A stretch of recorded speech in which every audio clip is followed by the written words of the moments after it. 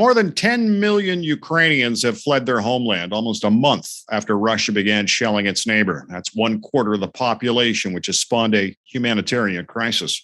While not being referred to as a war in Russia, it's a special military operation there. The aim is to remove the current regime in charge in Ukraine. Most of the West has leveled punishing economic sanctions on Russia. Others have stood by Russia's aggression. Ukraine has made no qualms about joining NATO, which Russia sees as provocation, despite Ukraine being a sovereign nation. NATO members have rejected a no-fly zone over Ukraine for fear of being dragged further into this fray. Our Unpublished Vote question asked you, should NATO have boots on the ground to defend Ukraine? Yes, no, or unsure. Just over 59% said yes. Just under 35% said no, and over 6% were unsure. However, you're watching and listening to our show, whether through our social media channels on Facebook, Twitter, and YouTube, or our podcast channels, iTunes, Google Play, Spotify, iHeartRadio, and more. I'd like to remind you, you can still cast your vote on this topic at unpublished.vote and then email your MP to tell them why. Now, joining us to discuss the Russian invasion of Ukraine and Canada's role to play, Elliot Tepper, Senior Fellow at the Norman Paterson School of International Affairs, Gilles Breton, former Canadian diplomat in Russia. Peggy Mason is the president of the Rideau Institute, and Gar Party is a former Canadian ambassador. And I thank you all for joining us. And Gar, we'll start with you. You call for Canada to enforce a no-fly zone. Would it not incite Moscow even more? I don't think so. I think the thing to remember right now, and one is, it's not a very static situation, as we all know here. The stalemate, which I think most observers are now observing as far as military on the ground is concerned. And I guess my concern has been, as we get into this stalemated period and the Russians try to adapt their military tactics and strategy on the ground there, is that in effect, I think there is heavy evidence right now that they're resorting to all sorts of off Ukraine missiles, bombing, and artillery attacks, largely on civilian populations. And I think that's where NATO's policy should be emerging. I think hopefully this week we might see some movement on that. Everybody's getting together in Brussels. Prime ministers, heads of government on Thursday, I think, ministers today or tomorrow. And so all of this sort of thing, I think they've got to start to realize here that they've got to up the ante a bit here in some way or another. I'm not saying that these have to be boots on the ground. There's an awful lot that NATO can do militarily that hopefully will give the Russians some degree of pause with regards to the killing of civilians. And I think in doing so, there are some very slight indications, I'm not giving them much weight at this point, that there is some opening right now for some degree of negotiations. And I think in the first instance, this sounds very much like the Ukrainians and the Russians might be able to do this. They've been talking off and on, of course, ever since the war began in one way or another.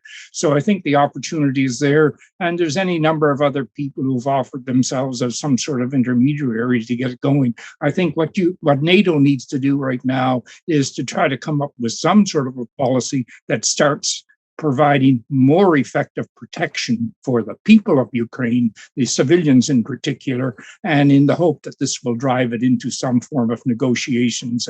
And then, in effect, we can start working our way out of the war that we're now dealing with. Gilles, did the West antagonize Russia? Is the fear of NATO a real threat for Russia? Oh, well, of course, it's a matter of perception, of course. Yeah, you're right. I mean, some of my colleagues have referred to this as, whether the expression they use is poking the bear in the eye, so to speak. The point is that if you were to look at it from the point of view of Ukraine, what has happened is, of course, that the NATO countries have provided a lot of military assistance, but have stopped short of providing the significant military assistance that we discussed before that would have made Moscow pause, really. So they've provided a lot of modern weaponry, like the famous Javelin missiles and so on and so forth. And of course also I think what seems to have happened is that there were also a lot of NATO installations that were NATO-related installations that were put on the ground in Ukraine with respect to surveillance. So what you from the point of view of, if I were to look at it from the point of view of Ukraine, I say, look, I'm a bit upset here right now because you've poked my neighbor, but when it comes to time to defend me, so to speak, you say, well, no, absolutely.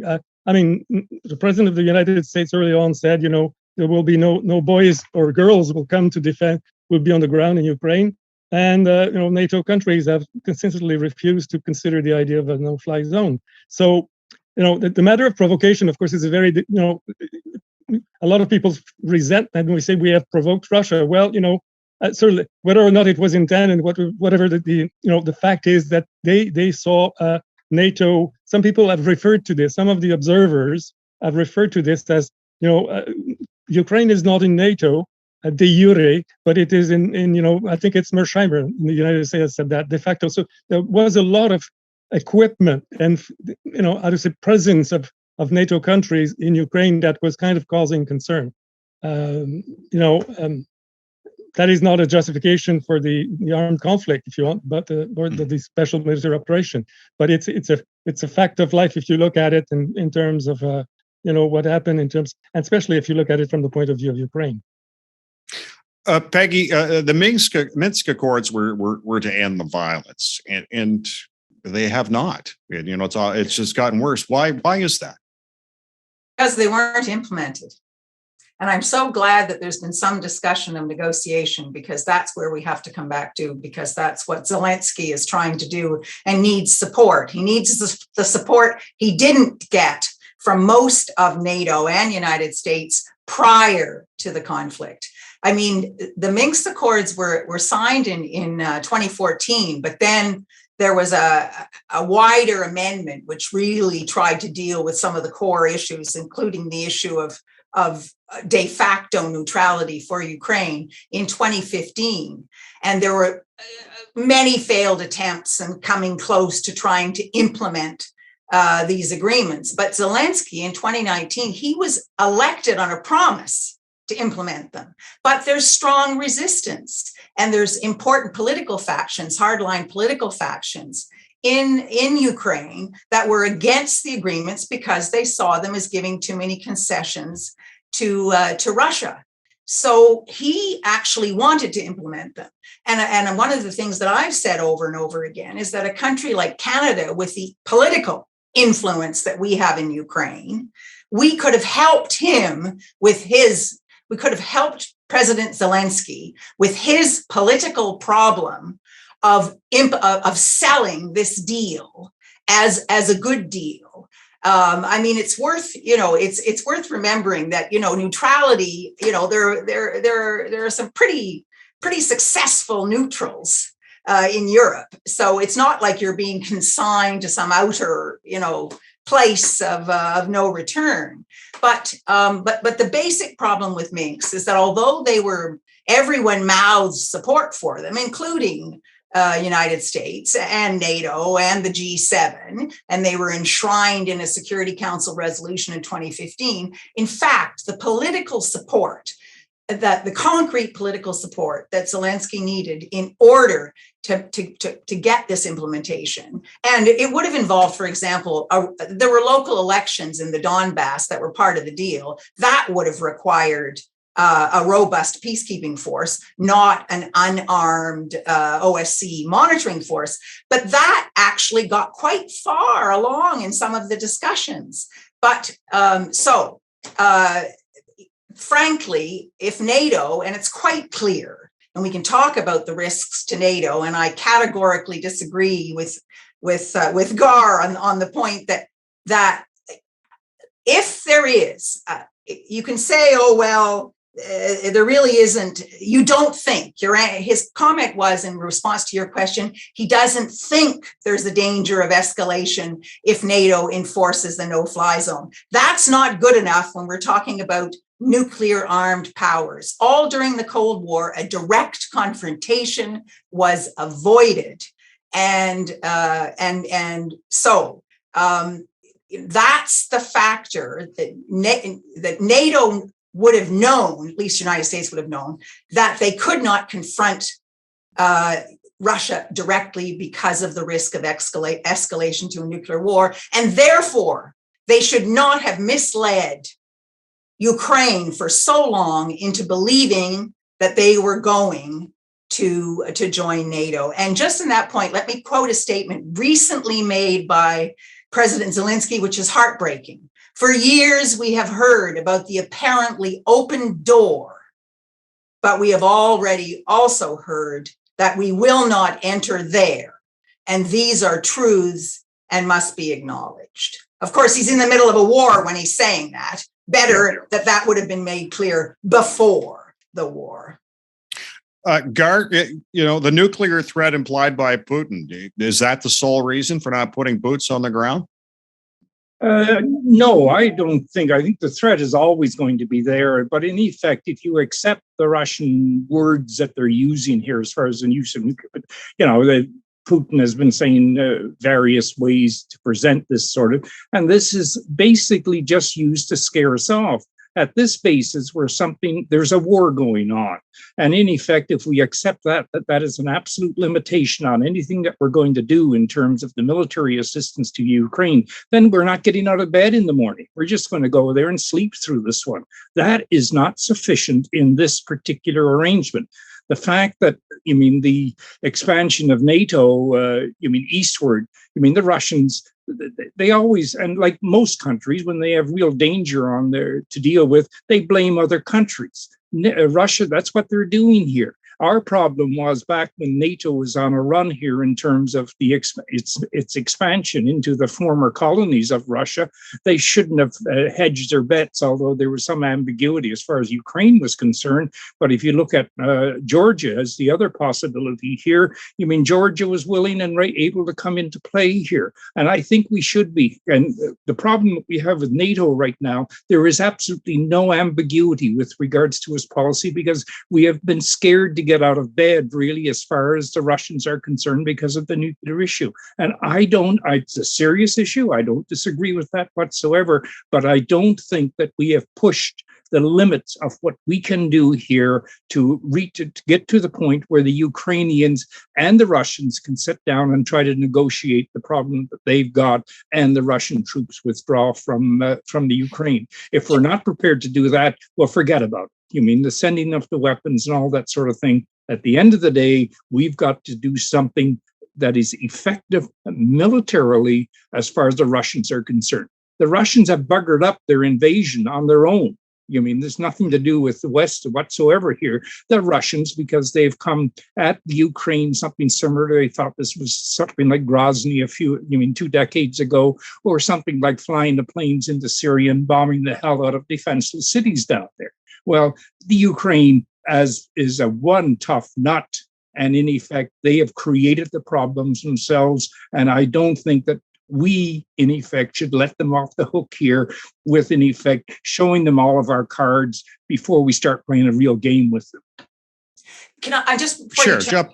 Yeah. Just very quickly, all of the stuff I'm talking about with respect to negotiating and so on, and what could have been done and should have been done, none of it is meant in any way to justify the invasion. The invasion is illegal, it's intolerable, but it's a fact that we have to address. But it is completely unjustifiable and has been, rightly condemned under international law. And, a war crimes investigation is underway.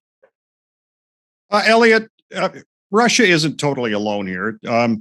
Do you expect that they'll start drawing on some of their supporters? We look at Saudi Arabia, we look at China, other countries, South Africa. Do you expect they'll be drawn into this conflict? Quite clearly, the possibility of additional ground forces open to them. They can draw on their situation that they've created for themselves in Syria. There's a lot of comment on this. Oh, well, the Russians really are running out of people. They don't have enough reserves, so they need additional people.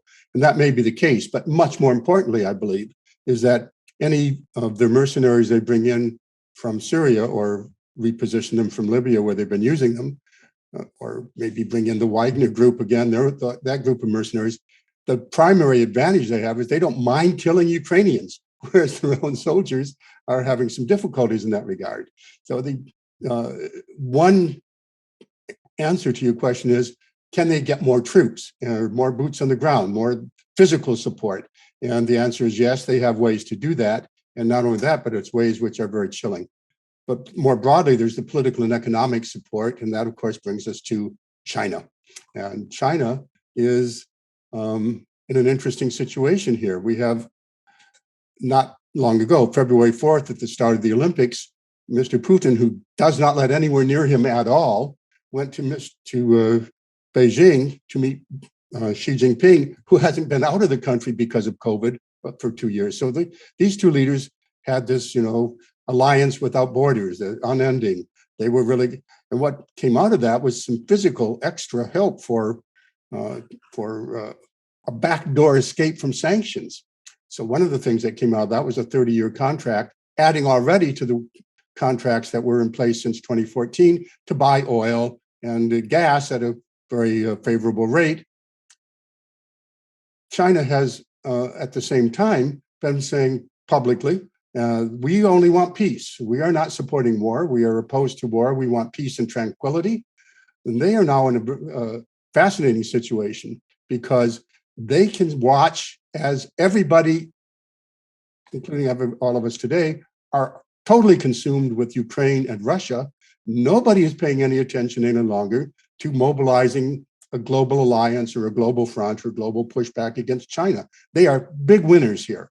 Just in terms of the distraction that this is causing. They also see a partner next to them, an autocrat, anti-democratic.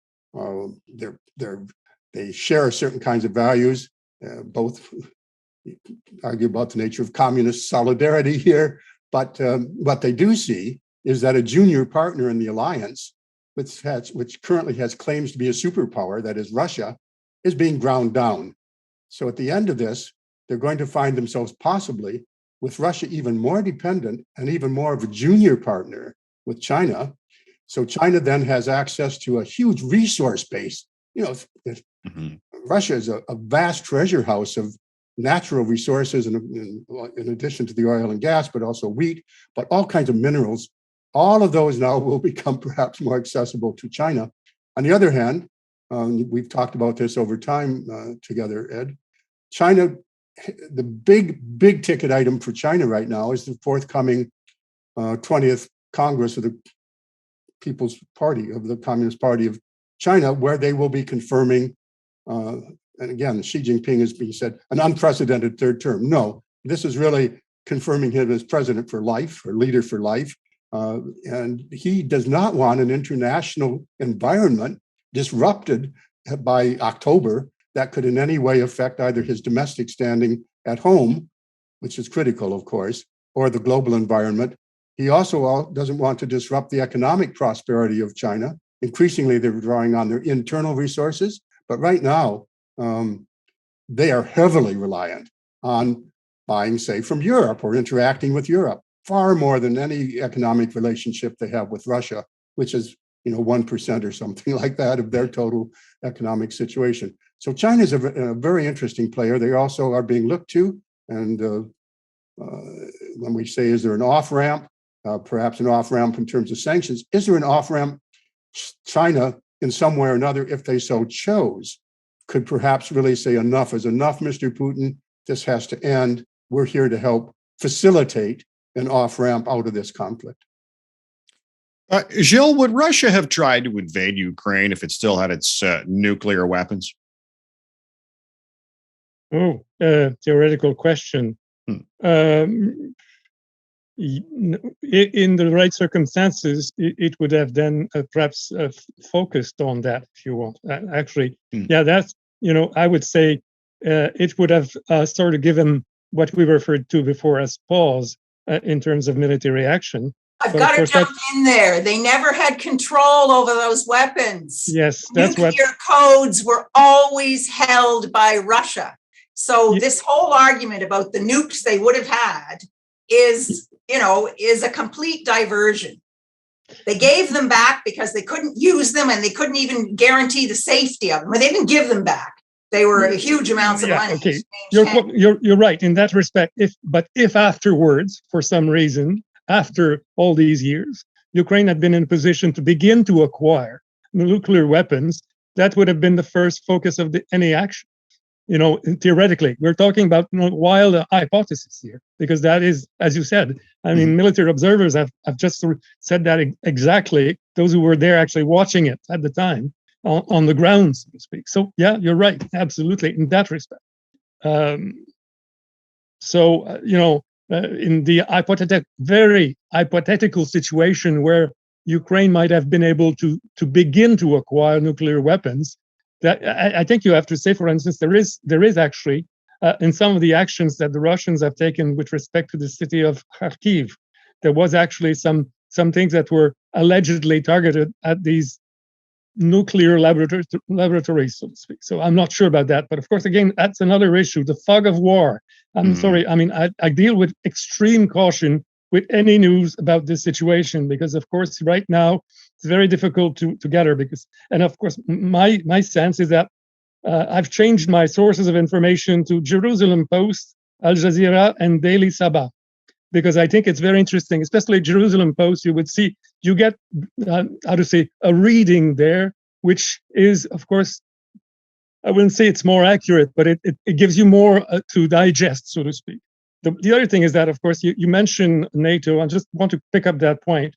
I think the Israelis and the Turks have tried to act as negotiators in this process. And of course, they were reported last week as saying that they were recommending to Vladimir Zelensky that he should basically make his peace agreement quickly with Russia. So that's interesting because, of course, that they seem to have, what I would call the inside track on what's going on in the discussions. So that's telling to me. And also the other issue is that, of course, there have been suggestions. Your question about NATO intervention, they've been saying, sort of publicly, the Turks and the Israelis, that, of course, Ukraine might be willing to accept neutrality and has essentially given up on NATO membership at this point in time.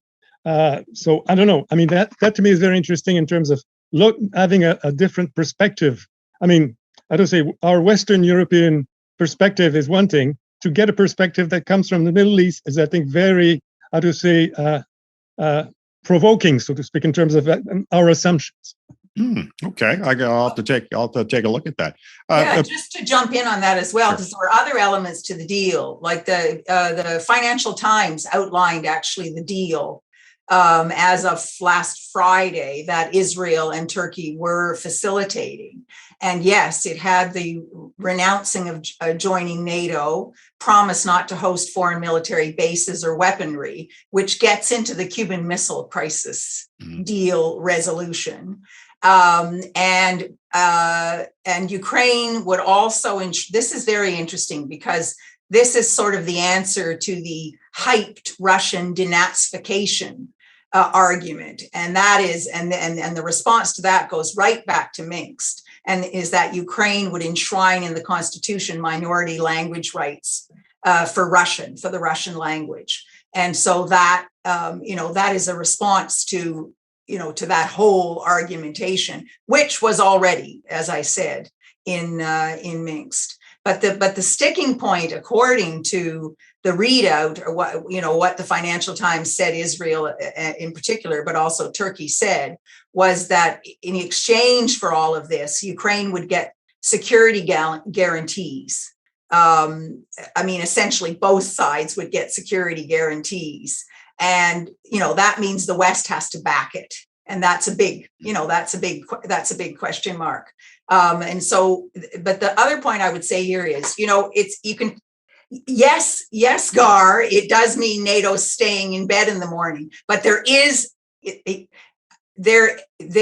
no effective military response beyond what NATO is already doing without taking the step which which the United States will not take, which is a direct confrontation between two nuclear armed states. So however you want to look at that, and however disgraceful and disgusting you may find it, that is the reality. But realities change. I mean, that's the key thing That's here. why And he's not going. the Ukraine of today, as a result of this invasion, is not the Ukraine that was there in 2014, or even when Zelensky was elected 2 or 3 years ago. There is a Ukraine now that is somewhat a power in and of itself. The success that it has had militarily in stopping literally the Russians cold, in terms of everybody sort of thought, assumed the assumptions that everybody made, which the Russians themselves made, they shared with the world. Well, they and haven't the word stopped picked them the up. cold, though. I mean, definitely it's not going the way Putin wants, but unfortunately they haven't stopped. No, it's a stalemate. That's the issue right now. Even that. Yes, it really is a stalemate, and I think it's a lot of people looking at this. The military people are starting to see it. This is just not an American view. It's there all the way. But I would like to go back to one moment to the role of the Israelis in all of this. It was only about, I think, 3 weeks ago when the Prime Minister of Israel was in Washington. Now, is the Israelis playing a stalking game here for the Americans in all of this? This is what I don't understand. And if they are, then I think they are in trouble in terms of they think that they're going to be acceptable as an interlocutor on these issues in Kiev. That's the problem that you're going to run into here.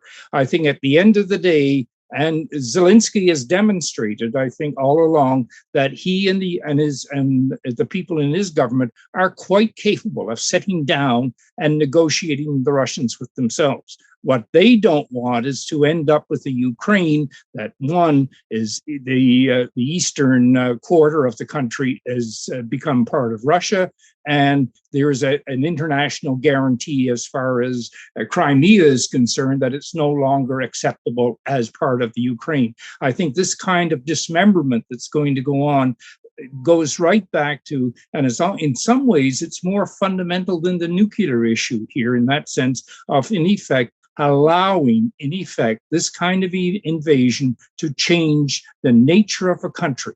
Because the Ukraine, the Russians insisted that the Ukraine be a member of the United Nations, back in 1945?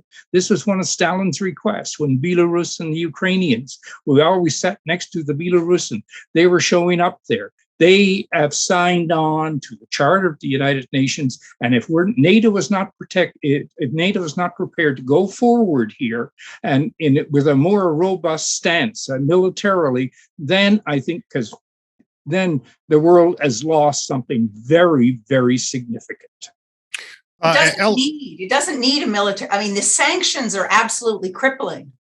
And one of the huge problems here is that the sanctions are wreaking havoc in China. And I'm glad, Elliot, you mentioned that they're wreaking havoc on the global economy. They're wreaking havoc on food security. There are many countries now, African countries and in the Middle East, staring down the face of famine because Ukraine and Russia's the biggest food exporter, and Ukraine is one of the largest as well. So, and the sanctions are wreaking absolute havoc. So it's not like, this is not a free ride for Putin at all. And what we need to be looking at for him is off-ramps, credible off-ramps, but Ukraine too. The deal that's going to be reached has to be more than Minsk. There's no doubt about that for both, for Ukraine, which means, and in terms of the Donbass, there has to be a going back on the independent status, and there's a way to do that. But there also is the whole EU angle and what the EU can offer more tangibly, given the heroic resistance that Ukraine has shown. So there's lots here for a negotiation, and there's huge pressure on Russia. And the longer this goes on, and the more we've never seen a nuclear power armed power under such pressure. And that's why off-ramps are absolutely necessary. And the United States getting into this and behind this negotiation is really important. Elliot, I'm thinking the long-term impact on Russia due to this invasion. We talked about economic sanctions, but as this goes on, that those are going to be crippling. The military, and the spending in the military right now has got to be, huge as well. And let's face it, they're still dealing with COVID and other things in Russia. What's the long-term impact on Russia? Are they just going to be a pariah after this?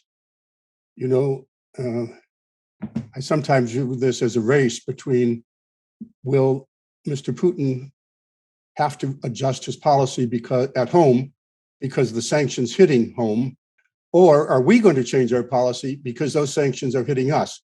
How long, which side has the patience to outweigh the impact of sanctions on oil and in particular? You know, we have high prices at the pump. There's elections coming. This is true of all the democratic societies, which are in this increasing coalition shockingly quickly.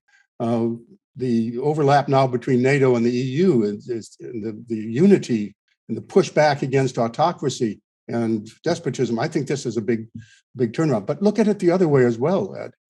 If Russia succeeds, they went into this, Mr. Putin, to change the geopolitics of the post-war consensus. If they succeed in basically incorporating Russia and Belarus, it doesn't look too likely. But if they succeeded, which is their goal, then they now have armament all across, facing all those NATO countries, which are our allies as well. And we have people in Latvia as part of Operation Reassurance. A lot rides on how the next few weeks turn out and how this is handled. I'd like to quickly comment just one more thing on China as well. The situation for China is very interesting because a central plank, a core plank of their entire existence in modern times is that they are opposed to foreign intervention and they believe in the sanctity of borders.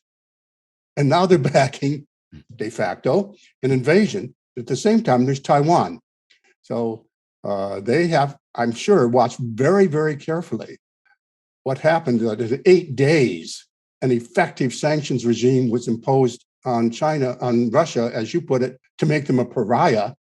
And they, meanwhile, have their eye on Taiwan, which they say is totally different. It's not at all the same because, you know, Ukraine, according to Russia, was never a country. But of course, to the Chinese, Taiwan was never a country. So I think keeping an eye on Taiwan out of all this and China's reaction to what's going on, as if it's a stalemate, as this goes on, I think that's going to be also a crucial factor. They abstained, of course, and I think that says in the UN Security Council resolutions condemning the invasion, China abstained. Yes, and they also abstained in the General Assembly one. So that shows that it's not an easy situation for them either, and certainly on the broader sanctions impact and the intertwining of China with the global economy. So it's not a free. They're not. And in fact, there was some commentary that they actually felt played by Russia. Russia coming and reaching those agreements and the fanfare during the Beijing Olympics, and then right after, and it seemed quite clear that Putin didn't share his "we're going to invade in a couple of days" with China. So it's a more nuanced and a more complex, happily, situation than the two of them lining up on one side against the rest. And of course, I think they should make. The other point to make on China, I think, is in terms of what this invasion has done to American policy. I think vis-a-vis China, for the last, ever since Obama announced a pivot towards China as far as American policy was concerned, and then Trump sort of semi-reinforced that during this period. And what are we back to right now is American power. They really cannot handle two large-level crises. One with China and one with Russia.